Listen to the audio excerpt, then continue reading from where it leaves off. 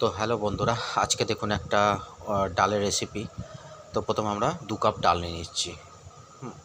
তো ডালটাকে আমরা ভালো মতো ধুয়ে প্রথমে একটু পেঁয়াজ কুচি, তারপরে একটুখানি আলু কুচি করে কেটে আলু কুচি, তারপর দেখে একটা টমেটো আর কয়েকটা কাঁচা লঙ্কাও দিয়ে দেবো।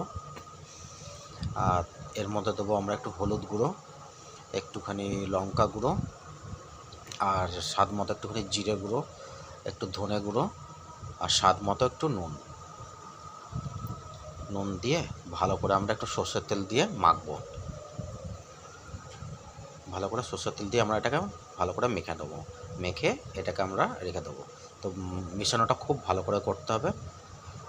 যাক, মেশানোটা আমাদের হয়ে গেছে। এবার কড়াইয়ের মধ্যে আমরা তেল দিয়ে একটুখানি কালো জিরে দিয়ে দিলাম, দিয়ে একটু দুটো শুকনো লঙ্কা আমরা চিড়ে দিয়ে দিচ্ছি, দিয়ে একটুখানি 5-6টা রসুন কুচি এখানে কেটে দিয়ে দিলাম, দিয়ে ভালো মতো ভেজে এবার ডালটাকে আমরা ওর মধ্যে খানিকক্ষণ ভেজে নেবো। 1-2 মিনিট ভেজে নিয়ে তারপর আমরা এর উপরে জল দিয়ে দেবো। তো জলটা যেন খুব যাতে বেশি না হয় সেই হিসাব করে আমরা জলটা দিয়ে দেবো, দিয়ে চাপা দিয়ে দিলাম।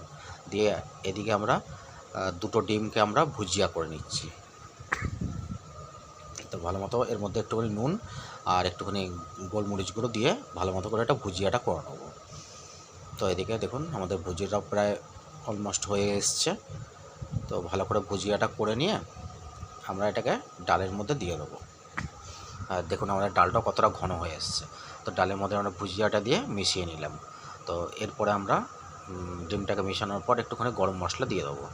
তো গরম মশলা দেওয়া হয়ে গেলে তারপরে দিয়ে দেবো আমাদের ধনেপাতা কুচি। তো হালকা করে অল্প করে একটু ধনেপাতা কুচি করে রেখেছিলাম, তো ধনেপাতা কুচি দিয়ে দিলাম। আর এর মধ্যে আমরা দিয়ে দেবো একটু ঘি। এর মধ্যে বাটারও অ্যাড করা যায়, তো বাটার কিংবা ঘি দুটোই দিতে পারবেন।